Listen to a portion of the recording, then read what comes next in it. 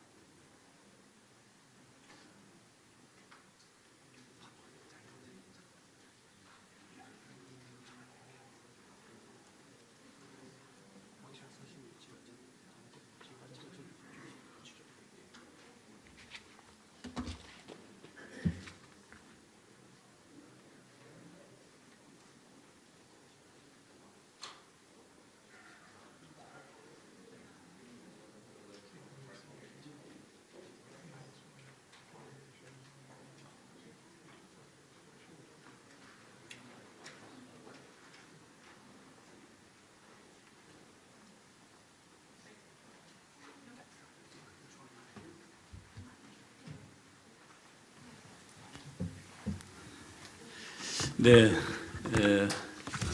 헤게세스 미 전쟁부 장관께서는 어제 저와 같이 JS를 방문해서 남북의 여러 가지 현안에 대해서 또 진단에 대해서 많은 대화와 이야기를 나눴습니다.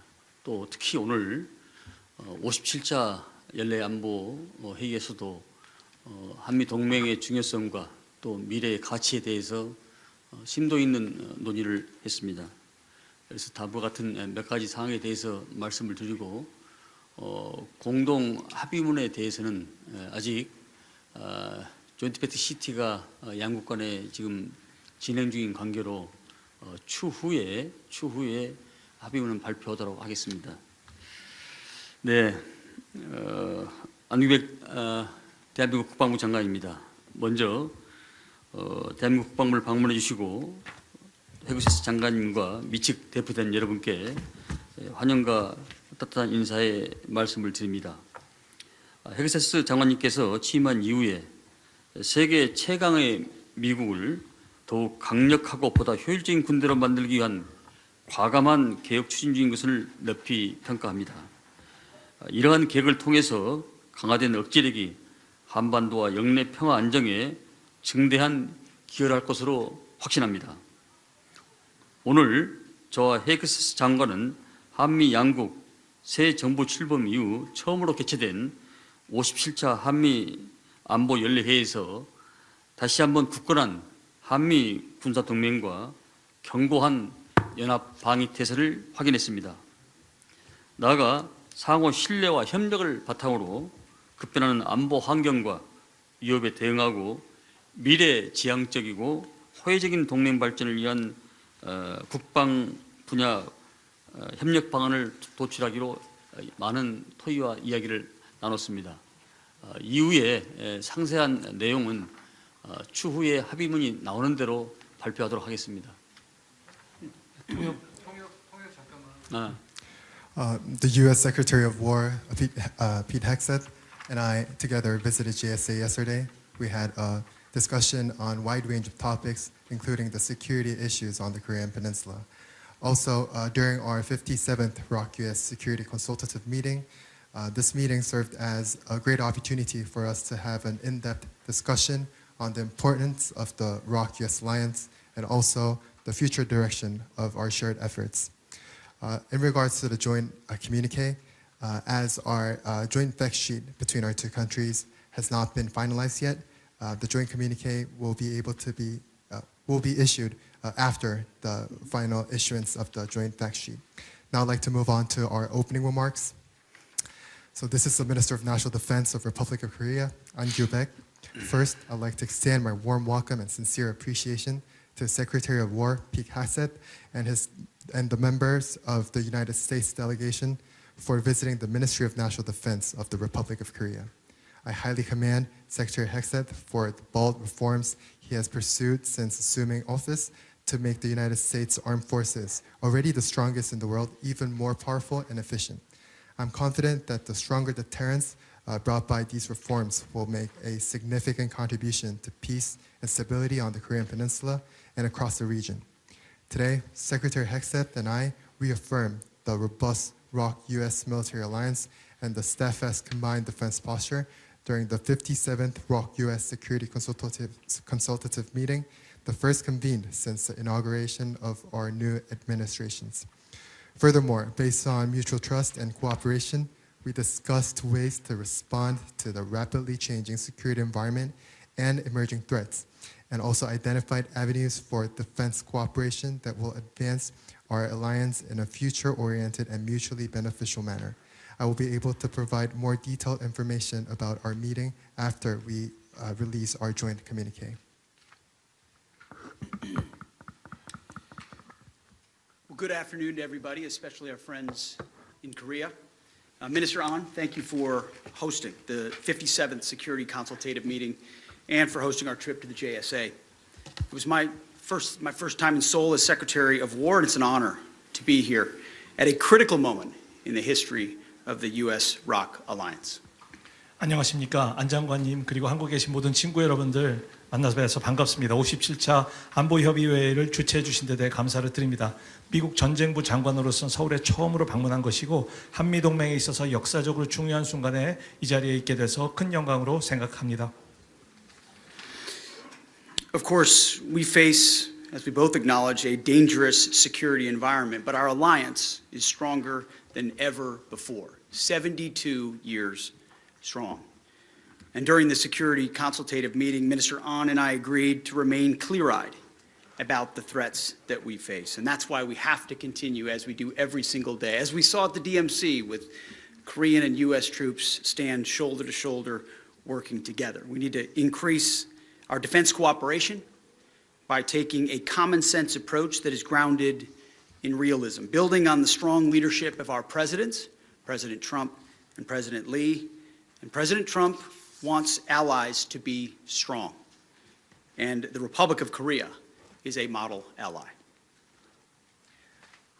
네. 그리고 지금 우리가 아주 엄중한 안보 환경을 직면하고 있지만 우리 한미동맹은 그 어느 때보다 굳건하다는 말씀을 자신 있게 드릴 수 있겠습니다. 이것이 오늘 열렸던 안보협의회에서도 저희들이 공감했던 내용이고 우리가 직면하는 위협에 대해서 우리가 눈을 똑바로 뜨고 직시해야 된다는 점에 대해서 안 장관님과 저는 전적으로 동의할 수 있었습니다. 특별히 우리는 이재명 대통령님과 트럼프 대통령님의 강력한 리더십 하에서 이러한 한미동맹을 강력하게 유지할 수 있을 것으로 생각하고 특별히 트럼프 대통령님께서는 동맹과 파트너 국가들이 역할을 강화하고 많은 역할을 하는 것에 대해서 강조하고 계신데 그런 측면에서 한국은 정말 모범이 되는 모델 동맹국가라고 말씀드릴 수 있겠습니다. Minister Ahn and I discussed practical steps that we can take to modernize the alliance. And I'm greatly encouraged by Minister Ahn's commitment to increase defense spending and to make greater investments in ROC military capabilities. This includes critical missile defense and space capabilities that our forces need to preserve the peace and prevail, God forbid, in war. 예, 그래서 안 장관님과 저는 많은 실질적인 것에 대해서 논의할 수 있었고 의견을 같이 했는데 특별히 안 장관님께서 대한민국 정부가 방위비 지출을 증가하시고 핵심적인 군사 능력, 이를테면 미사일, 사이버 그리고 필수한 능력 부분에서 군사적 투자를 강화하시기로 말씀하신 데 대해서 제가 많이 고무되어 있음을 말씀드립니다. 그래서 평상시에 우리가 계속해서 우위를 유지하고 하나님께 간절히 기도하건대 일어나지 않았으면 하지만 혹시라도 유사시에 우리가 반드시 승리할 수 있는 만반의 대세를 갖출 수 있을 것입니다. We agreed that these investments would accelerate the ROC's ability to lead its conventional deterrence and defense against North Korea. And Minister Ahn and I also discussed strengthening our readiness by energizing our defense industrial cooperation across the alliance. For the first time in history, we agreed to demonstrate the ability to maintain and repair U.S. warships here in Korea. And doing this will harness this country's world-class shipbuilding capabilities. 예, 그리고 이를 위해서 우리가 계속해서 방산 부분에서의 협력을 강화해 나갈 것이라는 점을 저희들이 확인할 수 있었고, 특별히 기쁘게 생각하는 것은 미국 역사상 최초로 바로 이 한국 땅에서 미국 군함의 수리와 유지를 직접 진행할 수 있게 되었다라는 것을 말씀드리게 돼서 기쁘게 생각하고, 이것은 한국이 세계 유수의 세계적 수준의 조선 역량을 갖고 계신 것을 입증해 주는 사례라고 믿습니다. Maintaining warships in theater will also ensure our most lethal capabilities remain ready to respond to any crisis. Soon, we also plan to expand our cooperation to maintaining ground equipment in Korea as well. And doing this work in peacetime keeps our forces ready and it keeps them combat credible. Minister Ahn and I also agreed on the value of having our defense research labs and scientists work more closely together. And this cooperation ensures our warfighters have the most advanced and lethal technologies.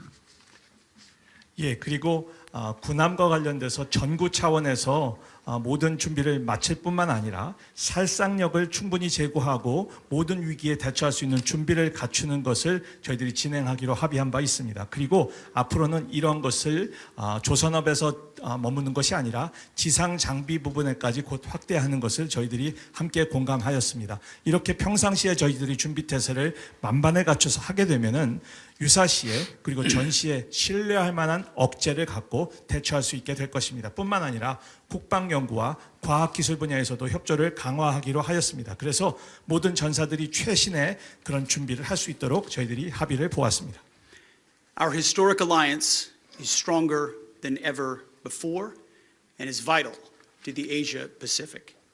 I'm confident that we will continue to lead the region toward a more safe and secure future. So thank you again, Minister Ahn, a friend and an ally, and thank you for spending this day with us.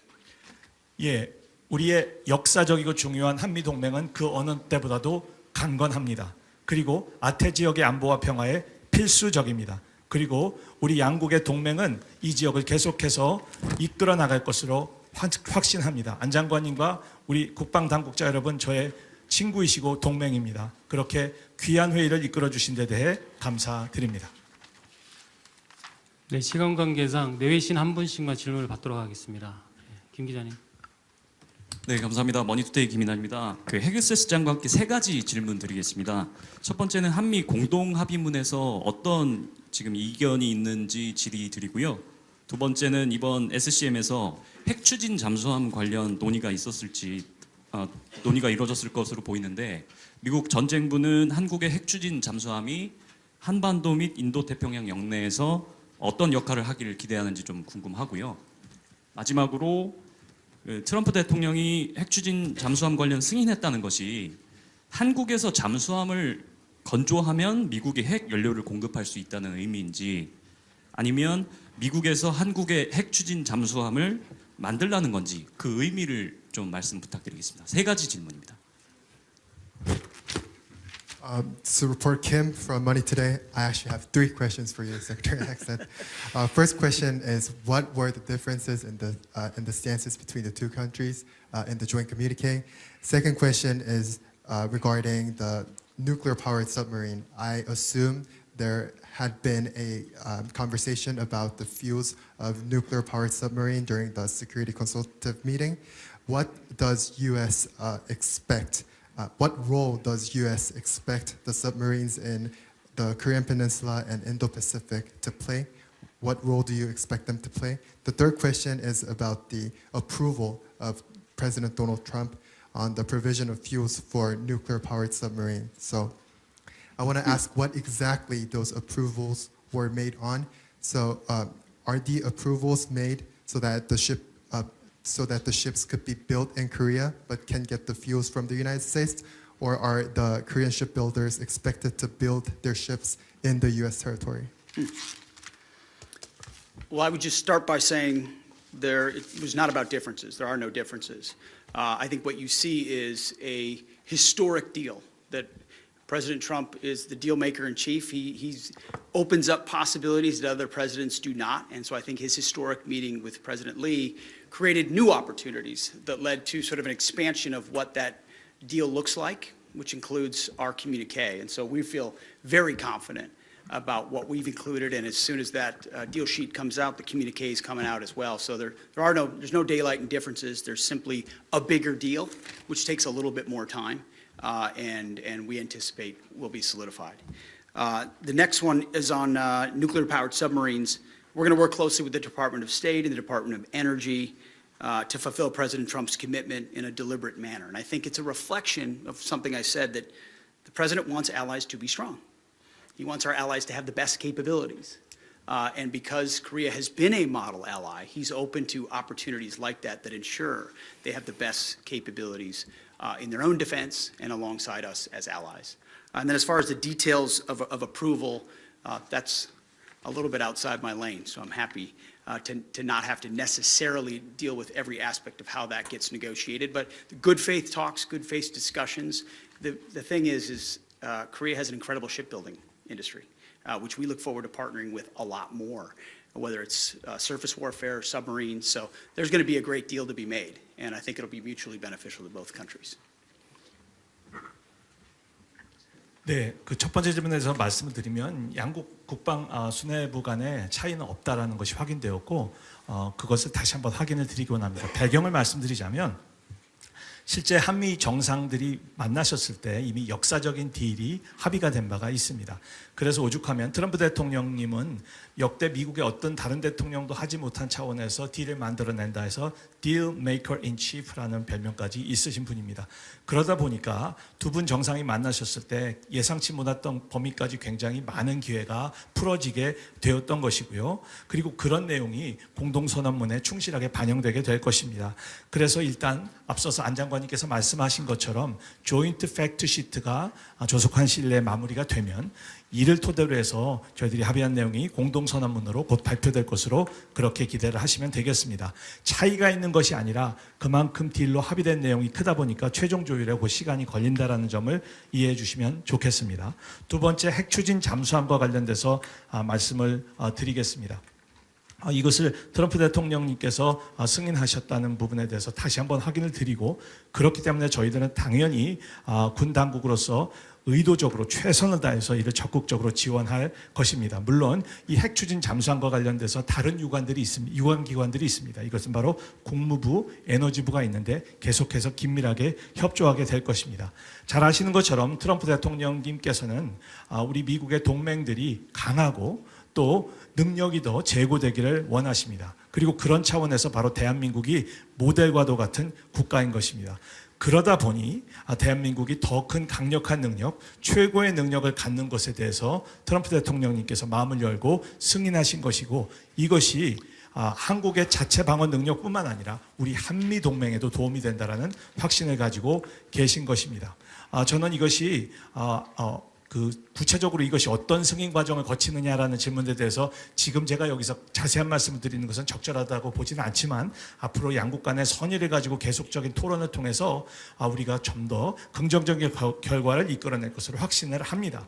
잘 아시는 것처럼 대한민국은 조선업에 관한 한 세계 유수의 세계적 수준의 능력을 가지고 있습니다. 그래서 미국 정부는 잠수함뿐만 아니라 수상함, 전투함 등 다양한 분야에서 앞으로 협력을 더욱더 확대, 심화, 강화해 나가기를 원하고 있습니다. 네, 마지막 한 분 더 받겠습니다. One question. In the spirit of Kachi Kapsada, I've got a question for each of you. For the Secretary, in May, the ROK Defense Ministry said U.S. forces Korea are for the defense of the peninsula. The joint statement by the chairman yesterday mentions the deterrence beyond the Korean Peninsula. Can you comment, based on the consultations today, on whether U.S. forces in Korea can be used, if needed, for military operations against China in the Taiwan Strait, South China Sea, or East China Sea? And for the Minister, in January, the U.S. Energy Department placed South Korea on its sensitive countries list over concerns and public statements about developing nuclear weapons. Do you support South Korea building its own nuclear weapons, or if not, would you favor allowing U.S. tactical nuclear weapons to be deployed on the peninsula? Well, thank you for the question. Oh, go ahead. Yeah. 예, 같이 갑시다라는 정신하에 우리 헤그세스 장관님 그리고 안 장관님께 각각 하나씩 질문을 드리도록 하겠습니다. 첫 번째 헤그세스 장관님께 질문을 드리겠는데요. 주한미군은 한반도 방위가 주요 임무다라고 하는 한 측에서의 그런 공식적인 발표가 있었는데, 그런 반면에 어제 열렸던 군사위원회 회의의 공동 선언문을 보면은 주한미군은 한반도 외부의 위협에 대해서도 관여한다라는 내용이 들어가 있는 것으로 파악하고 있습니다.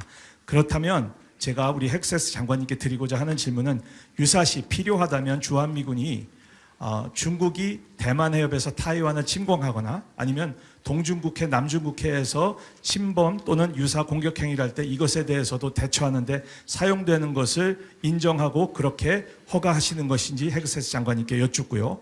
두 번째로 우리 안규백 장관님께 여쭙는 것은 1월 달에 미국의 에너지성에서 바로 대한민국이 핵무기 개발 우려가 있기 때문에 민감 국가로 지정이 된 바가 있습니다. 그렇다면 이와 관련돼서 우리 안 장관님께서는 대한민국이 핵무기 개발을 추진하는 것을 원하시는 입장이신지요? 그게 아니라면 최소한 미국의 전술 핵무기가 다시 한반도에 배치되기를 원하시는 것인지 궁금합니다. Thank you for the question. There was a reason why, and it was fitting that we went to the DMZ yesterday. It reminds you of the core of this alliance, that ultimately it's holding the line and protecting our ally from the DPRK is what we have been and continue to be oriented on. But there's no doubt, flexibility for regional contingencies is something we would take a look at, but we are focused on standing by our allies here and ensuring the threat of the DPRK is not a threat to the Republic of Korea, and certainly continue to extend nuclear deterrence as we have before. So we stand by our allies. There are also a lot of threats in the world which we're prepared for, and we've had a lot of good faith conversations, but centered around ensuring that the ROC is able to, as we move forward, work with them, lead the conventional defense here on the peninsula against North Korea. 예, 저희들의 동맹이 나아갈 방향 그리고 현주소가 사실 우리 장관님과 저희가 어제 DMZ 즉 비무장지대를 방문한 데서 역사적으로 또 상징적으로 잘 드러났다라고 생각합니다.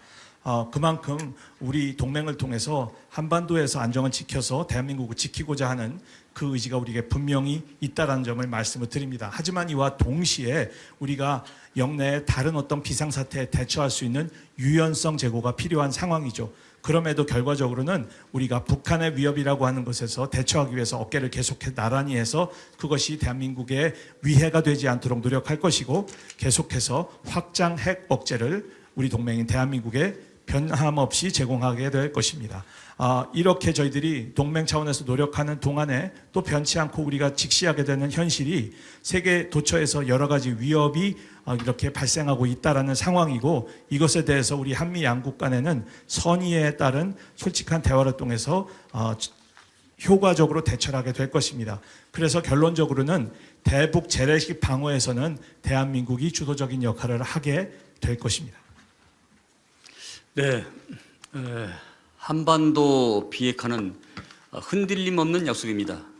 대한민국은 NPT 체제에 가입된 나라로서 핵을 본질적으로 가질 수 없는 나라입니다. 따라서 대한민국에서 핵무기 개발은 있을 수가 없을 것입니다. 두 번째, 전술핵에 관련하여 질문을 주셨는데 전반부에 말씀드렸던 맥과 일맥상통하는 연속 손상이 있기 때문에, 그래서 우리가 핵을 가질 수 없기 때문에 미국의 핵과 대한민국의 재래식 무기, 그래서 CNI가 체제가 구축이 된 것으로 이해를 해주시기 바랍니다. 이상입니다. Our commitment to the denuclearization of on the Korean Peninsula remains unwavering. Republic of Korea is a member state of NPT and therefore will not acquire nuclear weapons, and therefore we will not develop any nuclear weapons here in Korea. Moving on to your second question about the deployment of U.S. tactical nuclear weapons on the Korean Peninsula, my answer also aligns with my answer earlier. As we are not going to develop our own nuclear weapon, there is a strong need for us to combine the use of Korea's conventional forces and the United States nuclear capability, resulting in a conventional nuclear integration initiative. 네. All right. Thank you. 기자회견 마치겠습니다. Would now like to conclude the joint press briefing.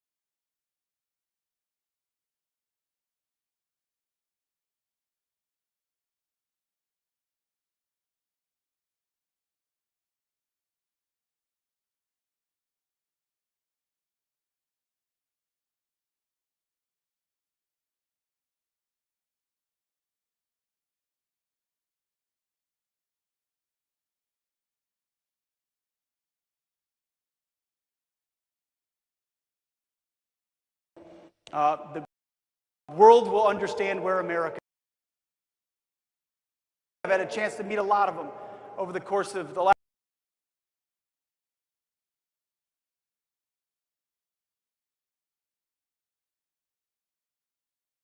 Today, okay?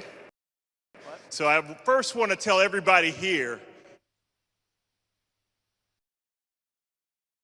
More people showed up. So last night I brought these bleachers in here by myself with my Toyota Tercel and pulled them in here to get them set up. What I want you to know is it's my honor not only to serve alongside you all, but to serve with the people that I'm about to introduce to you right now. You already met your chairman, but I'm about to introduce the Secretary of War. There are people in your military career and even in your family who you will work with or you will work for. What I'm going to do right now is introduce you to our Secretary of War, who is for you. Both he and the chairman have your back always. So if I could please get a loud, thunderous round of applause for the Secretary of War, Secretary Pete Hegseth.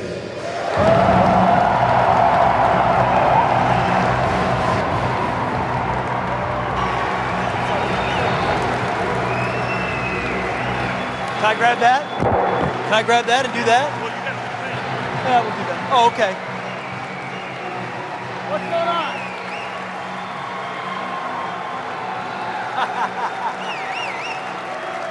Woo!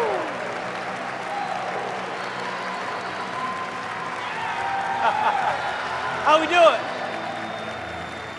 Come on, come on. How we doing? Good to see you. What's up, guys? Wow! Woo! How we doing? My man. I love it.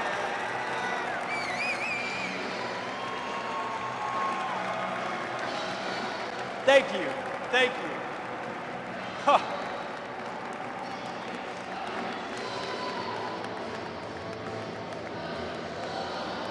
Let's keep going. Wow. Thunderstruck on a live band. That's what I'm talking about. How we doing today? Let me tell you something. We have been on a 9-day tour. 9 days ago, we took off, we landed in, please take a seat. I'm not gonna be too long, but take a seat. We launched a 9-day tour. We were in the Indo-Pacific to get a brief of the area. Went to Japan, went to Malaysia. In Malaysia, we had the ASEAN conference where you meet with country after country after country after country, every single country, to include China and Russia, you name it. And then we went, where did we go next? We went to Vietnam, got a chance, 30 years of relations with Vietnam, and then of course here. It's a lot. You travel a lot, different time zones, you know all that. Away from your family, away from your job, you're working, stuff's going on there. And the whole time, I said to our team, whole time I knew we were going to get to end here, which is a reminder of exactly why we do this job. Is all the men and women out here. Yes, I sit in a lot of meetings, talking to a lot of leaders about a lot of significant stuff. Military to military relations and political dynamics and treaties and alliances and all these things that are critically important to the defense of our homeland and the American people. It's our responsibility, it's my job. But when I look out at this group, that and our staff and our whole team, we are reminded of exactly why we do it and who we do it for. It actually wasn't that long that I was sitting in your seat, having been there, understanding a little bit of what you go through, having kids crying in my house. Haven't had that long ago either. Don't worry about it, by the way. I've been there. The stresses, the anxieties, the frustrations, the questions. Is the mission clear? How long will it be? How long are my orders cut for? Where do I get chow? I understand a little bit of where you're at. And I'd like to think that at the Secretary of War, in our office, we're connecting the strategic to the tactical. We're connecting defending the nation, deterring our enemies, peace through strength, with an understanding of the Americans who do it every single day. The heavy lifting that you undertake. Because I could talk about deterrence all day long, all I want. But there is no deterrence without all of you. I'm looking in the eyes of deterrence, the faces and the families of deterrence, of the sacrifice that's required to keep us free. You can talk about peace through strength, but you got to have somebody that does the strength part. We're the strength department. You're the strength department.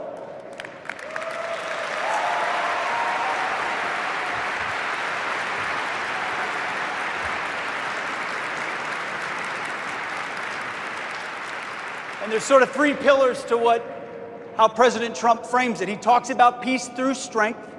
You don't get strength through appeasement. You don't get peace through appeasement.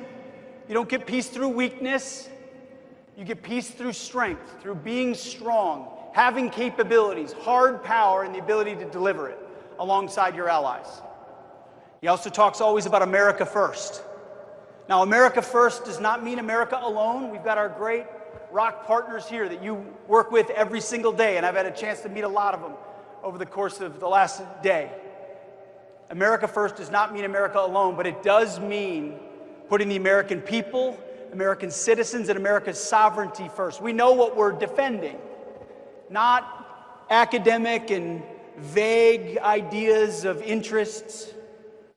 American sovereignty, the American people, American vital interests, close with and to destroy the enemy if necessary, on behalf of the American people.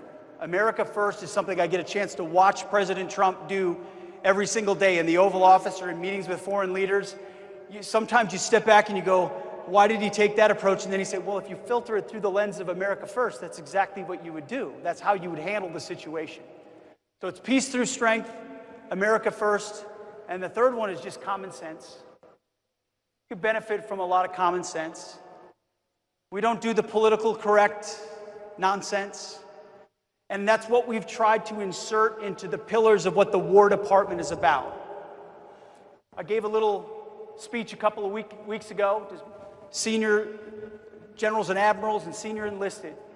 And it was about the warrior ethos, which to me is just common sense in a military context.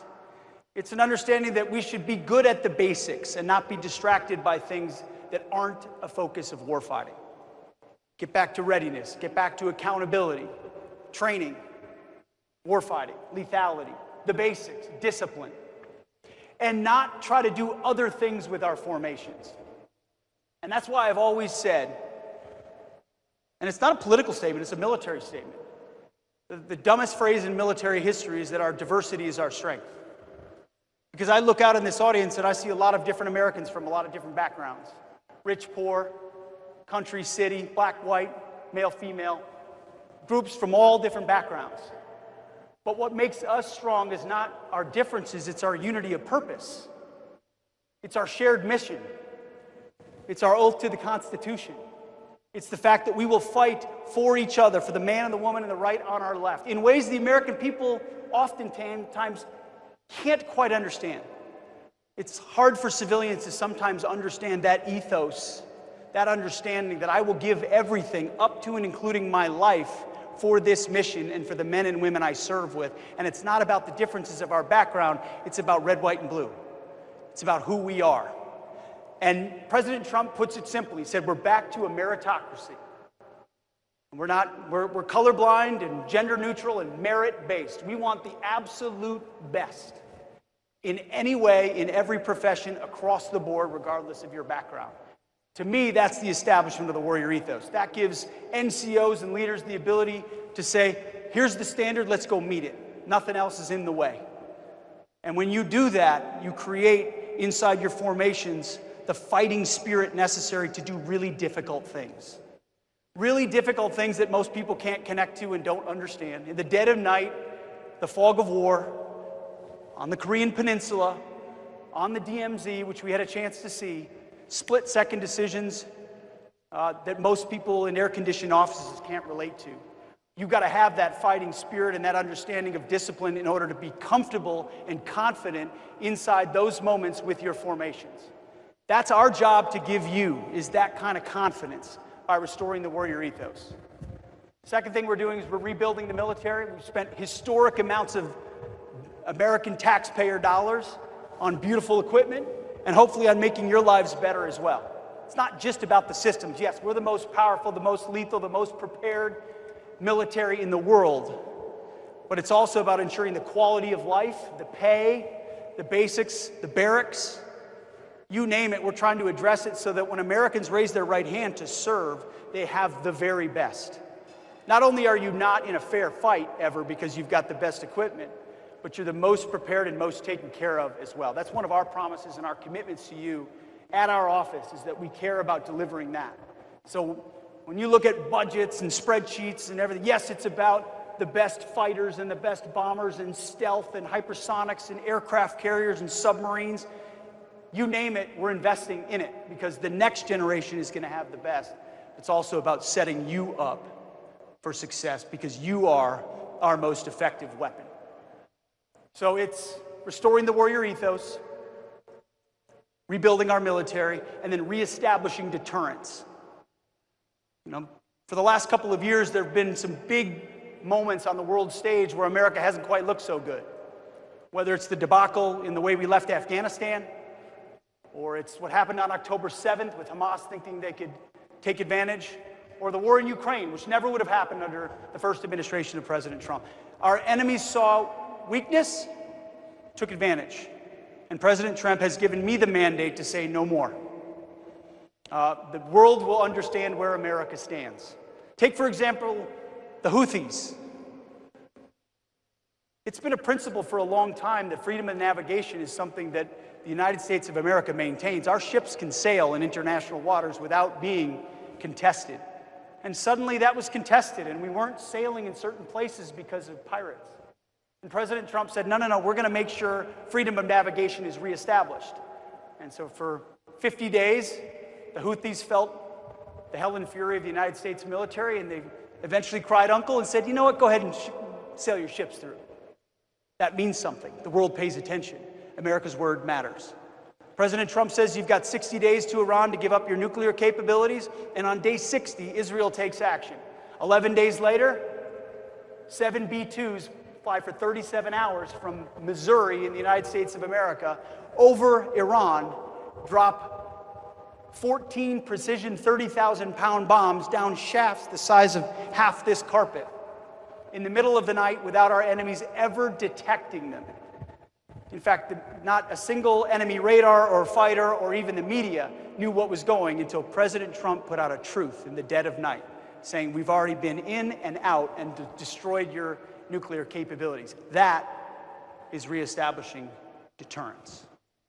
Or our southwest border, where 20 million folks, we don't know who they are or where they're coming from, crossed our border under the previous administration. President Trump said to the War Department, reestablish deterrence by working with Border Patrol and DHS to secure the border.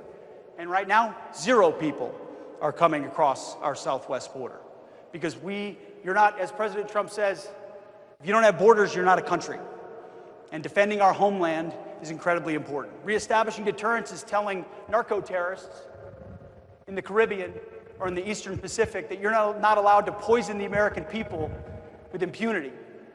That when we have designated terrorist organizations trafficking drugs headed for the United States to kill hundreds of thousands of Americans, we will take action. We will treat those cartels like the Al-Qaeda of the Western Hemisphere, and we'll put them at the bottom of the Caribbean. And we have, in defense of the American people. It's reestablishing deterrence. You see, President Trump is a peacemaker. He settled 8 wars in counting. He believes in peace, but he knows that peace only comes through strength. It only comes through that establishment of deterrence. And that, ladies and gentlemen, great Americans and our allies, is why you are here right now on this peninsula. You are on the bleeding edge of deterrence, of American strength, of following through on American commitments, 72 years of the U.S.-ROC alliance, right here. Your forefathers were on this same peninsula defending this same alliance, understanding that our word matters and our capabilities matter. Just as much today as it was 25 years ago. You do that in ways that most Americans cannot and will not understand. You know that. You know your friends, you know families, you know others back home. They may not know where you are or why you're there or what you're doing. And they don't always need to necessarily. But you do. I do. Generations of Americans understand. And I know that I'm looking out at the real 1%.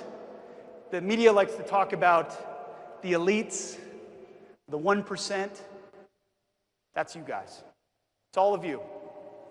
And frankly, I pray that one of my kids someday, my oldest is in 10th grade, and my youngest is 8, that one of them or a number of them would make the decision to, the most honorable decision I think they could in a secular context, other than following their Lord and Savior, Jesus Christ. Other than that, is serving their nation in uniform. Defending something greater than themselves. Giving the prime of their lives to something tough, gritty, difficult, uncomfortable, in far-flung places, away from the creature comforts, in uncertain environments. That's the real elite of America. And so we at the Department of War, we get the privilege of serving you. We work for you. My job is to support you, is to set you up for success in every tactical environment, meaning you got what you need, you have the rules of engagement to be aggressive, to be effective, to close with and destroy the enemy. At the operational level, where you've got the right formations, you've got the right guidance, and the strategic level, where the umbrella and understanding of America first and peace through strength sets you up for success. And you tie all that together, and you've got an opportunity to defend our homeland, deter our enemies, allow our allies to step up and do more. That's what we're doing in Europe with NATO spending and the allies spending more. We're seeing the same thing out here with our allies here in Korea stepping up, and Japan stepping up, and the Philippines stepping up, Australia stepping up, more countries stepping up to say, hey, we need to do more as well. American leadership encourages and begets more courage. And then, of course, we're investing a lot in our defense industrial base. If we can't make the things you need fast enough, then we can't resource the fight in real time. So there's a lot of levels to what we're trying to do, but we're doing it for all of you. And I would just close by saying that it is a real privilege to get a chance to watch President Trump operate, to watch his instincts, to watch his clarity, his bluntness, his deal-making, and the way that he creates opportunities out of environments where other folks would back down or say, we can't make that happen. He'll say, well, let me show you.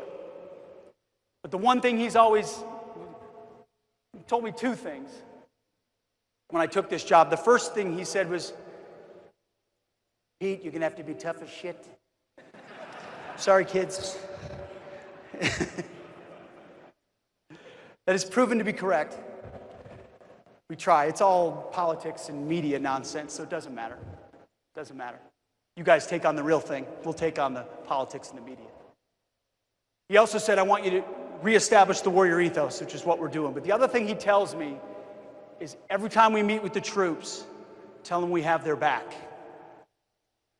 That is all I ever wanted when I was a young rifle platoon leader, was to know that my company commander, my battalion commander, brigade commander, that they would have my back. If I was in a challenging situation, if I needed a medevac or I was on an offensive or no matter what, if a tough decision had to be made, that they would back me up. That if I had to take a risk and it didn't go right and I did it for the right reasons, they would have my back. That if I had to discipline someone to maintain standards, they would have my back. Made a challenging decision, have my back. And I can tell you, your commander-in-chief has your back. I have your back. He tells the troops all the time when he sees them, I love you. And he does, and I feel the same. It is a love and a depth of appreciation for what you do that drives us every single day at the War Department. And we didn't rename it for show. We renamed it because war is something very decisive. It's something you do with a clear objective. It's something you choose to do. Defense can become nebulous and nonstop without clarity. If you choose to go to war, it's because you've decided to defend the interests of the United States of America. And there should be a clear end state to that. You should be given everything you need to win, to fight and to win. So that's why we believe in the War Department, in the warrior ethos, and having your back in the process. So if you would, tell your wife or your husband, your father or your mother, tell them how much I appreciate them as well for supporting you. No soldier, no airman, no Marine, no sailor, no guardsman, no ally serves by themselves. It's your spouse, it's your kids, it's your grandkids, it's your parents, it's your neighbors, it's your pastor, it's your community that support you as well. Pass my gratitude to them also. But most importantly, thank you. We were tired. It's been a long trip. Kind of ready to go. But then I knew this was here, and it's going to energize the heck out of all of us. And you've got great leadership here in General Brunson, and you got to hear from Chairman Kane. A B-2 strike doesn't happen without a guy like that understands how to put it all together. We've got incredible civil-military cooperation, which gives us an opportunity to do the kind of big things that we need to do in this moment with a big, bold president to make sure America is positioned for the next fight, whatever that may look like, that next enemy that takes us on. Our job is to make tough calls and, in the process, set you up for success. So thanks for everything you're doing. God bless you. God bless everything you do, and we will have your back. Thank you. Appreciate it. Thank you.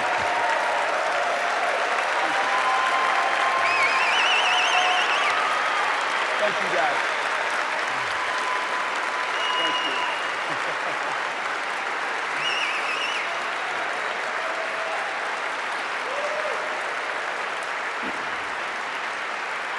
Come on up. You want to bring them up?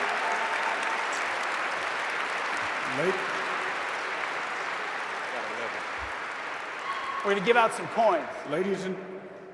Ladies and gentlemen, at this time, the Secretary will recognize excellence from across the Tri-Command and components for their contributions in defending the homelands of the United States of America and our allies and partners.